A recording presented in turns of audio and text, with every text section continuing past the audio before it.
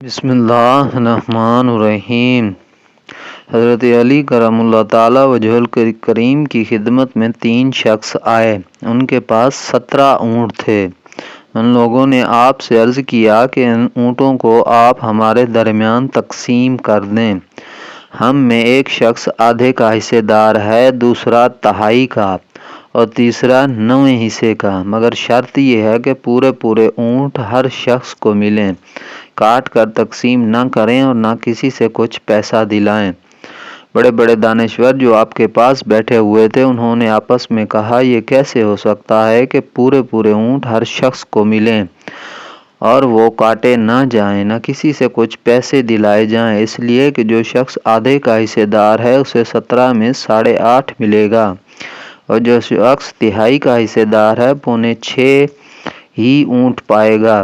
17 میں سے پورا 6 اسے بھی نہیں ملے گا، اور جس کا حصہ 9واں ہے 17 میں سے وہ بھی 2 سے کم ہی پائے گا۔ تو 1 2 نہیں بلکہ 3 اونٹ ذبح کیے بغیر 17 اونٹوں کی تقسیم ان لوگوں کے درمیان ہرگز نہیں ہو سکتی، مگر قربان جائیے حضرت علی کرم اللہ تعالیٰ وجہ الکریم کی عقل و دانائی اور ان کی قوت فیصلہ پر کہ آپ نے بلا تعامل فوراً ان کے اونٹوں کو ایک لائن میں کھڑا کروا دیا اور اپنے خادم سے فرمایا، ہمارا ایک اونٹ اسی لائن کے آخر میں لا کر کھڑا کر دو۔ جب آپ کے اونٹ کو ملا کر کل 18 اونٹ ہو گئے تو جو شخص آدھے کا حصے دار تھا آپ نے اسے 18 میں سے 9 دیے اور تہائی حصے دار کو 18 میں سے 6، پھر 9ویں کے حصے دار کو 18 میں سے 2 دیے اور اپنے اونٹ کو پھر اپنی جگہ پر بھجوا دیا۔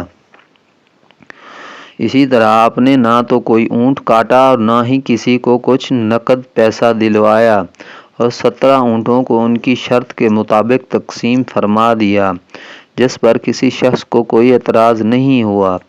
آپ رضی اللہ تعالیٰ عنہ کے اس فیصلے کو دیکھ کر سارے حاضرین دنگ ہو گئے اور سب بیک زبان پکار اٹھے کہ بے شک آپ رضی اللہ تعالیٰ عنہ کا سینہ فضل و کمال کا خزینہ، حکمت و عدالت کا سفینہ اور علم نبوت کا مدینہ ہے۔